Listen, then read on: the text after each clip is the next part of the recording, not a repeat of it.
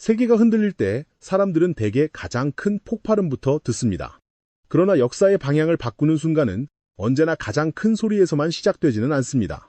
때로는 한 지역의 공습 경보가 멀리 떨어진 다른 수도의 침묵과 연결되고 한 장의 공식 발표문에 빠진 이름 몇 개가 국제뉴스 한 줄보다 더 큰 의미를 품기도 합니다. 지금 중동에서 벌어지는 긴장과 베이징 내부에서 감지되는 미묘한 균열은 겉으로 보면 서로 다른 이야기처럼 보이지만 조금만 시야를 넓혀보면 같은 흐름 위에 놓여 있습니다. 미국과 이스라엘, 이란을 둘러싼 군사적 압박은 단순히 한 나라를 상대로 한 작전의 문제가 아니라 에너지와 해상물류, 국제금융심리, 그리고 아시아의 전략 균형까지 흔들 수 있는 변수로 번지고 있습니다. 그리고 그 파장은 생각보다 빠르게 중국이라는 더 큰 축에 닿습니다. 지금 중요한 것은 누가 더 강한 발언을 내놓았는가가 아닙니다. 더 중요한 것은 왜 이런 타이밍에 압박이 집중되고 있으며 그 압박이 어떤 구조를 겨냥하고 있느냐입니다. 눈에 띄는 장면만 보면 이것은 중동의 또 다른 충돌처럼 보일 수 있습니다. 하지만 실제로는 한 정권의 대응 능력, 지휘체계의 안정성, 주변 국가들의 계산법, 그리고 주요 강대국의 자원 배분 방식까지 함께 시험대에 오르는 순간에 가깝습니다. 그래서 지금 벌어지는 일은 어느 한 인물의 생존 여부나 단발성 충돌로만 해석해서는 전체 그림을 놓치게 됩니다. 진짜 핵심은 누가 한 번 타격을 받았느냐가 아니라 그 타격이 이후 어떤 연쇄 반응을 만들 수 있느냐에 있습니다.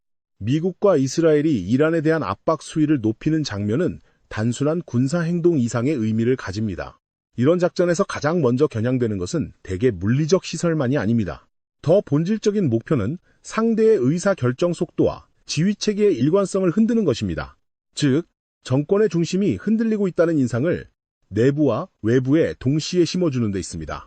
군사시설 한 곳이 타격을 받는 것과 핵심 인물이나 핵심 조직이 위험에 놓였다는 신호가 퍼지는 것은 파급력이 전혀 다릅니다. 전자는 피해 복구의 문제로 정리될 수 있지만 후자는 체제 전체의 신뢰와 공포, 충성, 계산을 한꺼번에 흔들 수 있기 때문입니다. 이런 이유로 중동의 공습 소식은 언제나 실제 폭발 지점보다 훨씬 넓은 범위의 파문을 만듭니다. 한밤중에 울린 경보는 몇 시간 뒤 국제 원유 가격 전망으로 이어지고 며칠 뒤에는 각국 정부의 외교 메시지와 군사태세 점검으로 연결됩니다. 더 나아가 국내 정치가 불안정한 국가에서는 외부 압박이 내부 불신을 증폭시키는 계기가 되기도 합니다. 따라서 이번 긴장을 바라볼 때도 한 번의 공격, 한 번의 발표, 한 사람의 운명에만 시선을 고정하면 전체 전략을 읽기 어렵습니다. 오히려 주목해야 할 것은 공격의 방식이 얼마나 상징적이었는지, 타격 대상이 어느 층위를 겨냥했는지, 그리고 그로 인해 상대가 어떤 선택지를 강요받게 되는지입니다.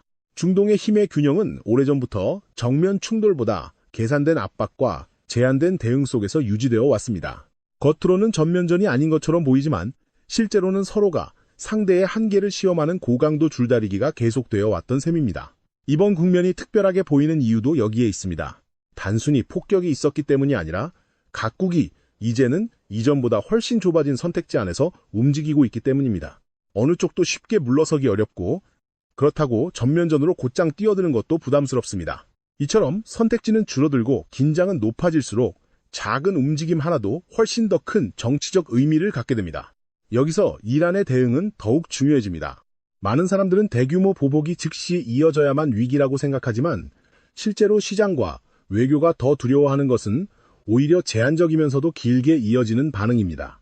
즉, 당장 전면전으로 번지지 않더라도 긴장을 계속 유지시키는 방식입니다. 이란 입장에서 보더라도 모든 자산을 한 번에 소모하는 정면 대응은 부담이 큽니다. 대신 상대의 경계 비용을 높이고 주변 지역의 불확실성을 키우는 방식은 더 현실적인 카드가 될 수 있습니다. 이 과정에서 직접적인 군사행동뿐 아니라 대리 세력, 주변 거점, 해상 위협, 심리적 압박까지 여러 수단이 복합적으로 거론될 수 있습니다. 문제는 이런 제한적 대응이 오히려 위기를 더 오래 끌 수 있다는 점입니다. 단기간에 끝나는 충돌은 충격이 크더라도 시장이 빠르게 방향을 찾을 수 있습니다. 그러나 강도는 조절되면서도 끝이 보이지 않는 불안정은 훨씬 더 넓은 파장을 만듭니다. 주변 아랍 국가들은 바로 이 지점에서 가장 복잡한 계산을 하게 됩니다. 누구도 자기 영토와 항로, 에너지 시설이 위험해지는 상황을 원하지 않지만 동시에 이란과의 긴장 고조를 완전히 외면할 수도 없습니다. 그래서 지금부터 중요한 것은 누가 가장 큰 목소리를 내느냐가 아니라 누가 어떤 방식으로 불확실성을 관리하려 하느냐입니다. 그리고 바로 그 지점에서 다음으로 연결되는 핵심 질문이 등장합니다. 만약 이 긴장이 바다의 좁은 길목으로 번진다면 세계 경제는 얼마나 빠르게 흔들릴 것인가? 좋은 질문은 언제나 전장보다 먼저 해협으로 향합니다. 왜냐하면 현대의 위기는 미사일이 떨어지는 지점에서만 결정되지 않기 때문입니다. 진짜 충격은 물자가 지나가는 길목이 흔들릴 때 시작됩니다. 그래서 지금 중동의 긴장을 지켜보는 시장과 각국 정부가 가장 예민하게 보는 지점은 호르무즈 해협입니다.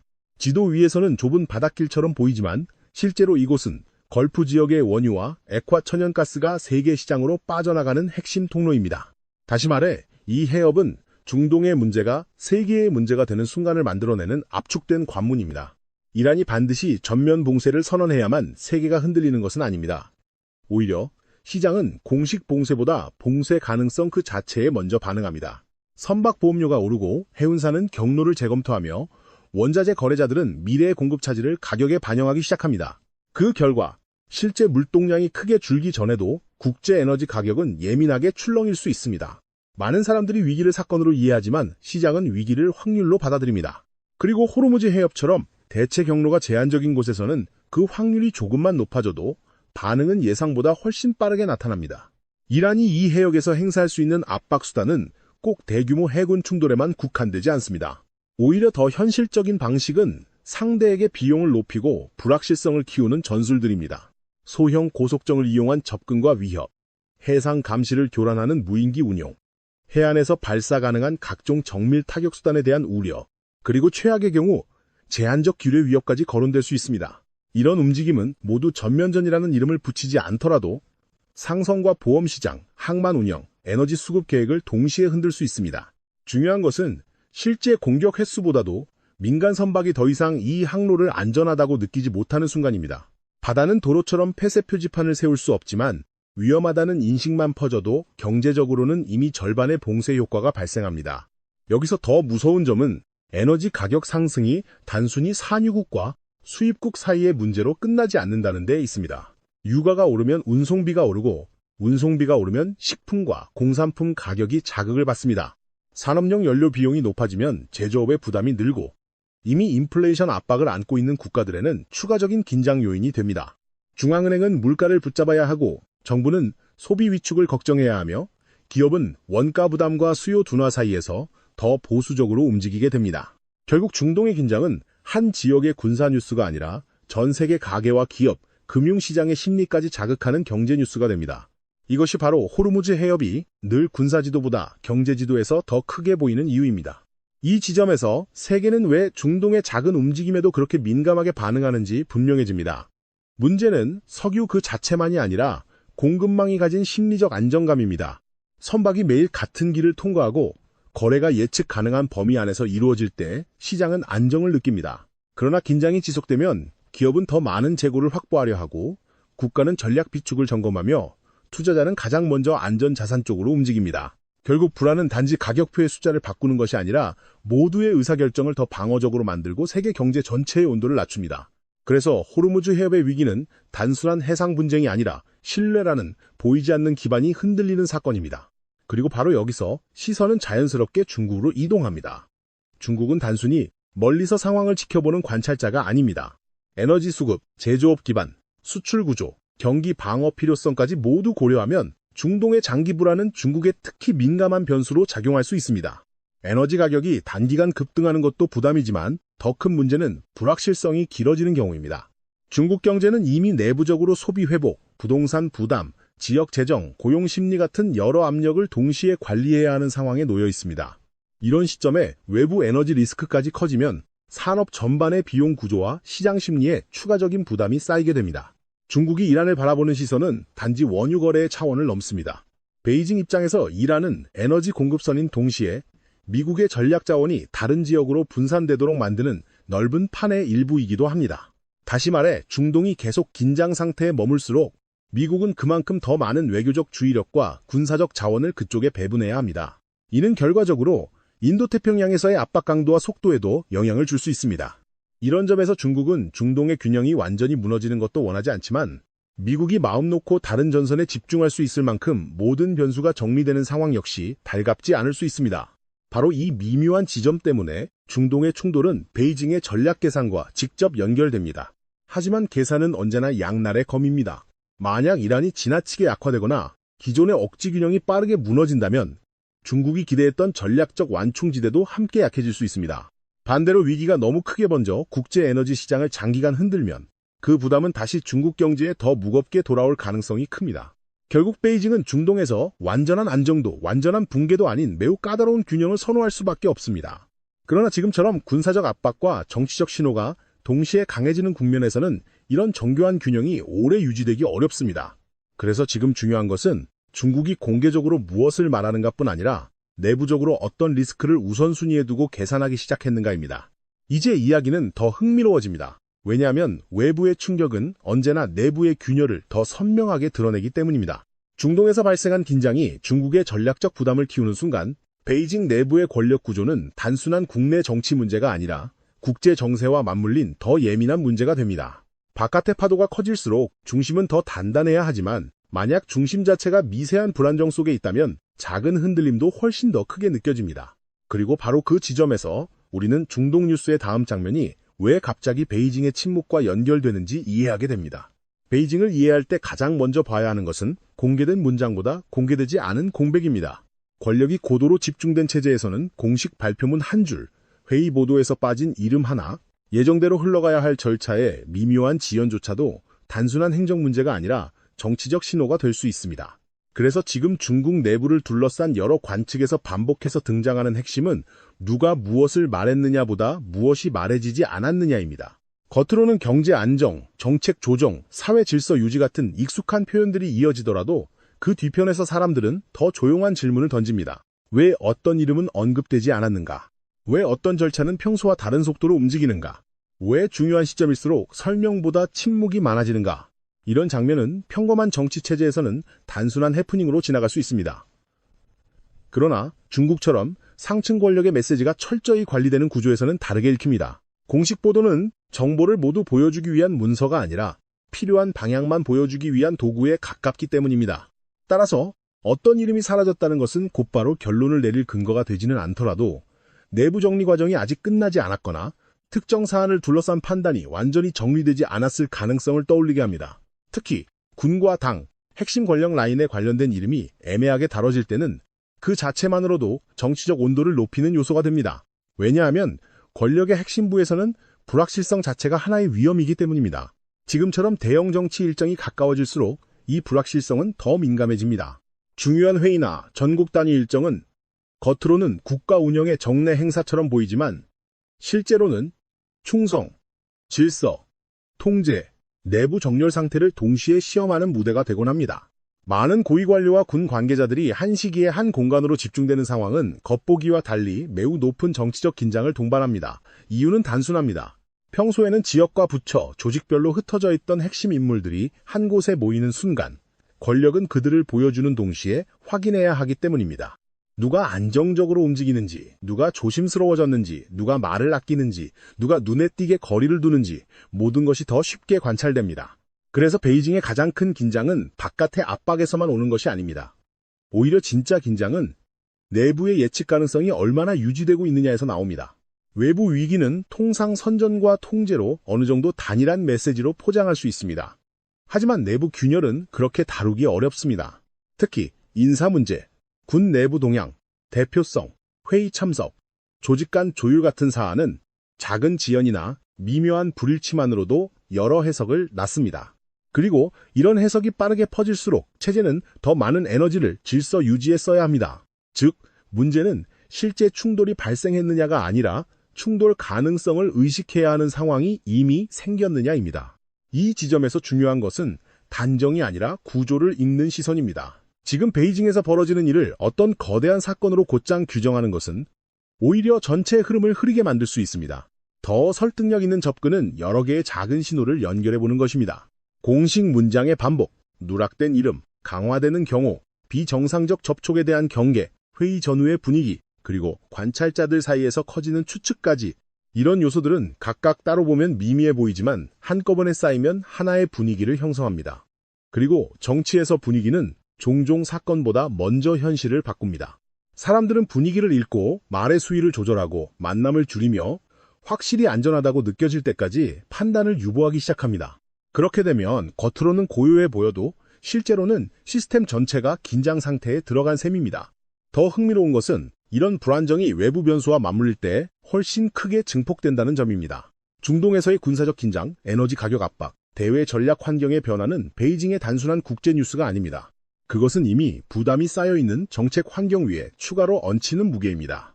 경제는 회복의 확신이 충분하지 않고 사회는 기대보다 조심스럽고 외교는 여러 전선에서 동시에 관리되어야 합니다. 이런 상황에서 상층 권력이 완전한 자신감을 보이지 못한다는 인상이 조금이라도 퍼지면 내부의 작은 의심도 곧바로 더 큰 의미를 띠게 됩니다. 결국 지금의 핵심은 어느 한 사건의 진위보다 외부 충격과 내부 불안이 같은 시기에 겹쳐지고 있다는 사실입니다. 이런 맥락에서 반복되는 충성의 언어도 다시 보이기 시작합니다. 권력이 안정적일 때도 충성은 요구됩니다.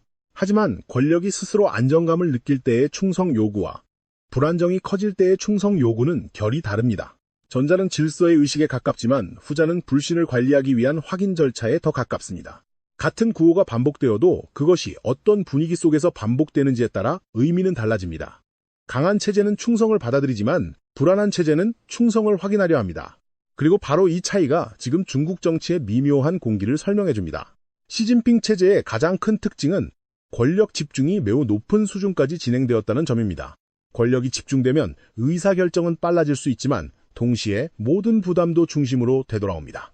성과는 물론이고 실패의 그림자까지도 더 직접적으로 최고 권력에 연결됩니다. 경제가 흔들릴 때, 외교가 압박받을 때, 군 내부의 긴장이 커질 때 사람들은 자연스럽게 가장 높은 곳으로 바라봅니다. 이 구조는 평시에는 강력한 통제력으로 보일 수 있지만 긴장이 누적될수록 중심의 심리적 부담을 훨씬 빠르게 키웁니다. 결국 권력 집중은 강함의 증거이면서 동시에 불안의 증폭장치가 되기도 합니다. 그래서 지도부가 반복해서 질서와 단결, 충성의 메시지를 강조할 때 관찰자들이 주목하는 것은 구호의 표면적 의미만이 아닙니다. 진짜 관심은 왜 지금 이 표현이 다시 강조되는가에 있습니다. 만약 모든 것이 안정적이라면 그 표현은 단순한 의례로 들립니다. 그러나 여러 변수들이 동시에 흔들리는 시기라면 같은 표현도 일종의 방어적 메시지처럼 읽힐 수 있습니다. 다시 말해 자신감을 보여주려는 언어가 오히려 불안의 존재를 암시하는 역설적인 순간이 생기는 것입니다. 이것이 고도로 집중된 정치체제에서 자주 나타나는 아이러니입니다. 권위는 강한 말로 유지되지만 그 말이 지나치게 반복되는 순간 사람들은 오히려 권위의 내면을 의심하기 시작합니다. 물론 지금 이 시점에서 누군가의 몰락이나 체제의 급격한 전환을 단정하는 것은 지나친 해석일 수 있습니다. 그러나 분명한 것은 지금이 평범한 시기가 아니라는 점입니다. 외부에서는 중동의 긴장이 국제 에너지와 전략 질서를 흔들고 있고 내부에서는 주요 정치 일정과 맞물려 권력 구조의 작은 신호 하나까지 크게 읽히는 시간이 이어지고 있습니다. 이런 때에는 대형 사건보다 작은 징후가 더 중요해집니다. 말보다 침묵이, 선언보다 누락이, 행사 자체보다 그 주변의 움직임이 더 많은 것을 말해줄 수 있습니다. 그리고 바로 이런 이유 때문에 지금의 베이징은 겉으로 조용해 보여도 그 조용함 자체가 가장 많은 해석을 불러오는 공간이 되고 있습니다. 결국 핵심은 이것입니다. 권력의 진짜 위기는 언제나 외부의 공격에서만 오지 않습니다. 더 자주, 더 치명적으로 찾아오는 위기는 내부의 신뢰가 조금씩 달아갈 때 시작됩니다. 사람들이 공개적으로는 같은 구호를 외치면서도 마음속으로는 서로의 거리를 재기 시작하는 순간 체제는 겉모습과 다른 속도로 변하기 시작합니다. 지금 우리가 보고 있는 것은 그런 변화가 이미 시작되었다는 확정된 증거가 아니라 적어도 그런 가능성을 진지하게 관찰해야 할 만큼 여러 신호가 한 시점에 겹쳐지고 있다는 사실입니다. 그리고 그 점만으로도 앞으로 이어질 움직임은 단순한 외교 뉴스나 경제 뉴스 이상의 의미를 가질 수 있습니다. 권력이 가장 단단해 보일 때조차 그 내부를 움직이는 진짜 힘은 두려움과 확신 사이의 균형에서 나옵니다. 그리고 이 균형이 흔들리기 시작하면 겉으로는 아무 일도 일어나지 않는 것처럼 보여도 체제의 공기는 분명히 달라집니다. 지금 베이징을 둘러싼 분위기를 읽을 때 중요한 것도 바로 이 지점입니다. 누가 공개적으로 무엇을 선언했는가 보다 왜 지금 이 시점에 질서와 충성, 단결의 언어가 더 자주 강조되는가를 보는 일입니다. 최고 권력이 반복해서 같은 메시지를 확인해야 하는 순간은 그 메시지가 이미 완전히 자연스럽게 작동하지 않을 가능성을 보여주기도 합니다. 다시 말해 충성을 요구하는 언어가 많아질수록 관찰자들은 오히려 체제가 무엇을 불안해하는지 묻게 됩니다. 고도로 집중된 권력 구조에서는 신뢰가 가장 중요한 자산이자 가장 취약한 기반이 됩니다. 권력이 넓게 분산된 체제에서는 일부 균열이 생겨도 전체가 흡수할 여지가 있지만 권력이 한 중심으로 강하게 모일수록 작은 의심 하나도 더 빠르게 위쪽으로 전달됩니다. 경제가 흔들리면 그 부담이 중심으로 향하고 외교적 압박이 거세지면 그 책임도 중심으로 향하며 군 내부나 엘리트 집단의 긴장감이 커질수록 그 시선 역시 중심으로 향합니다. 이 구조에서 지도자는 가장 강한 위치에 서 있지만 동시에 가장 많은 불안을 떠안는 위치에도 서게 됩니다. 그래서 외부에서 보기에는 절대적인 권위처럼 보이던 장면도 내부에서는 끊임없이 균열 가능성을 관리해야 하는 피로의 구조로 바뀔 수 있습니다. 특히 지금처럼 외부 변수와 내부 변수의 파도가 동시에 밀려오는 시기에는 권력의 심리적 부담이 훨씬 더 커집니다. 중동의 긴장은 단순히 먼 지역의 군사 뉴스가 아닙니다.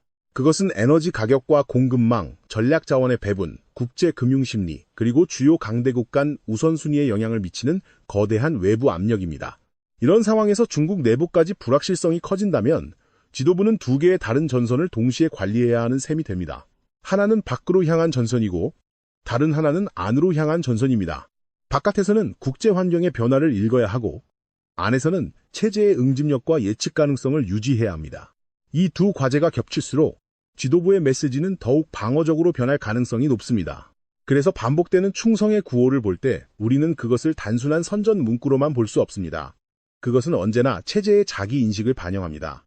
안정된 권력은 충성을 전제로 움직이지만 불안한 권력은 충성을 재확인하려 합니다. 겉보기에는 비슷한 문장이라도 그 문장이 나오는 배경의 공기와 타이밍이 다르면 의미도 완전히 달라집니다. 만약 경제가 안정되고 외교적 부담이 크지 않으며 내부 인사 구조에도 별다른 긴장이 없다면 충성의 언어는 의례처럼 지나갑니다. 그러나 반대로 여러 부담이 한꺼번에 쌓이는 시기라면 같은 언어는 중심이 스스로를 방어하고 질서를 재정비하려는 신호처럼 읽힐 수 있습니다.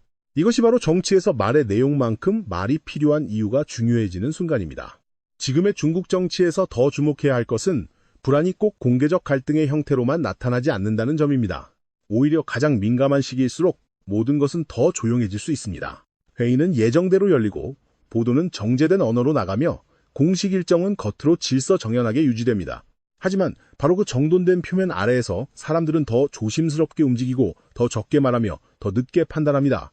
이것이 권력체제 내부의 긴장이 만드는 전형적인 풍경입니다. 혼란은 늘 소란스럽게 시작되는 것이 아니라 많은 경우 지나치게 조용한 시기에 더 깊어집니다. 그래서 겉으로 보이는 평온만으로는 아무것도 단정할 수 없고 오히려 그 평온이 어떤 비용으로 유지되고 있는지를 살펴야 합니다. 결국 지금의 핵심은 체제가 당장 바뀌느냐가 아니라 체제가 얼마나 많은 에너지를 들여 현재의 균형을 유지해야 하느냐입니다. 균형이 자연스럽게 유지되는 단계와 균형을 유지하기 위해 계속해서 통제와 확인, 메시지 관리가 필요한 단계는 분명히 다릅니다. 후자로 갈수록 체제는 점점 더 피로해지고 작은 변수에도 더 민감해집니다. 외부 충격은 더 크게 느껴지고 내부의 사소한 잡음도 더 쉽게 확대됩니다. 그리고 바로 이 단계에서 정치의 방향은 대형 사건 하나보다도 작은 신호들이 누적되는 속도에 의해 결정되곤 합니다. 지금 우리가 보고 있는 여러 장면이 중요한 이유도 여기에 있습니다. 각각은 작아 보여도 동시에 나타날 때는 하나의 공통된 질문을 던지기 때문입니다. 지금 이 체제는 과연 얼마나 안정적인가? 이 지점에서 다시 처음의 질문으로 돌아가 보게 됩니다. 중동의 긴장과 베이징의 침묵은 왜 한 이야기처럼 이어지는가? 답은 생각보다 단순합니다. 현대의 권력은 더 이상 한 도시 안에서만 움직이지 않기 때문입니다. 에너지, 해상통로, 금융심리, 외교적 자원, 군사적 집중도, 국내 정치의 안정감은 모두 서로 연결되어 있습니다. 중동의 충격은 국제시장을 흔들고 국제시장의 불안은 각국의 정책 공간을 좁히며 정책 공간의 축소는 다시 국내 정치의 부담을 키웁니다. 그래서 멀리 떨어진 두 지역의 뉴스가 실제로는 하나의 흐름 위에서 움직이게 됩니다. 지금 벌어지는 일들을 따로 떼어놓고 보면 각자의 사건처럼 보이지만 연결해서 보면 세계 질서의 긴장이 한 번에 여러 지점에서 표면으로 올라오고 있는 장면에 가깝습니다. 이제 중요한 것은 섣부른 단정이 아니라 무엇을 계속 지켜봐야 하는지 아는 일입니다. 중동에서는 긴장이 일시적 충돌로 끝날지 아니면 해상 물류와 에너지 시장의 구조적 불안을 키울지가 중요합니다. 중국 내부에서는 공식 발표보다도 그 주변의 공기, 반복되는 메시지의 강도, 주요 시점에서 나타나는 침묵과 누락, 그리고 질서가 유지되는 방식 자체가 더 중요한 단서가 될 수 있습니다. 격렬한 사건만이 역사를 움직이는 것은 아닙니다. 때로는 누구도 큰 소리로 말하지 않는 기간 동안 다음 국면의 방향이 이미 조용히 정해지기도 합니다. 그래서 지금은 서둘러 결론을 내릴 때가 아니라 서로 다른 신호들이 한 방향으로 모이기 시작하는지를 차분히 확인해야 할 시기입니다. 정리하면 이번 국면의 본질은 단순한 전쟁 뉴스나 단순한 권력 뉴스가 아닙니다. 중동의 불안은 에너지와 전략 균형의 시험대가 되고 있고 베이징의 미묘한 분위기는 권력 구조의 내구성을 가늠하는 또 다른 시험대가 되고 있습니다. 눈에 띄는 폭발과 조용한 침묵은 전혀 다른 장면처럼 보이지만 지금 이 둘은 같은 시대적 긴장의 다른 얼굴일 수 있습니다. 한쪽에서는 세계의 비용이 오르고 다른 한쪽에서는 체제의 긴장이 높아집니다. 그리고 진짜 중요한 변화는 바로 이런 순간, 외부 충격과 내부 불안이 서로를 비추기 시작할 때 나타납니다. 결국 앞으로의 흐름을 결정할 것은 단 하나의 선언이 아니라 여러 변수들이 같은 방향으로 움직이느냐입니다. 중동의 압박이 얼마나 오래 이어질지, 에너지 시장의 긴장이 얼마나 빠르게 진정될지, 중국 내부의 메시지가 더 단단해질지, 아니면 더 방어적으로 바뀔지, 이 모든 것이 앞으로 몇 주 동안 중요한 관전 포인트가 될 것입니다. 그래서 지금 필요한 태도는 과장된 확신이 아니라 냉정한 관찰입니다. 눈앞의 장면만이 아니라 장면과 장면 사이의 연결을 읽어내는 일, 그 안에서 더 큰 흐름을 보는 일이야말로 지금 이 시기를 제대로 이해하는 가장 중요한 방법입니다. 지금 세계는 하나의 거대한 전환점을 향해 천천히 밀려가고 있을지도 모릅니다. 아직 모든 답이 나온 것은 아니지만 분명한 것은 각자의 자리에서 움직이던 변수들이 더 이상 따로 움직이지 않는다는 사실입니다. 중동의 하늘과 베이징의 공기는 서로 다른 색을 띠고 있지만 그 아래에서 흔들리는 질문은 놀랍도록 닮아 있습니다. 누가 균형을 유지할 수 있는가? 누가 부담을 견딜 수 있는가? 그리고 누가 다가오는 변화 앞에서 끝까지 중심을 잃지 않을 수 있는가? 바로 그 질문이 앞으로의 국제 질서와 권력 지형을 결정하게 될 것입니다. 이 흐름을 계속 지켜보며 어떤 변수가 가장 먼저 판을 바꿀지 함께 읽어보는 일, 지금 우리에게 필요한 것은 바로 그런 차분한 시선일 것입니다.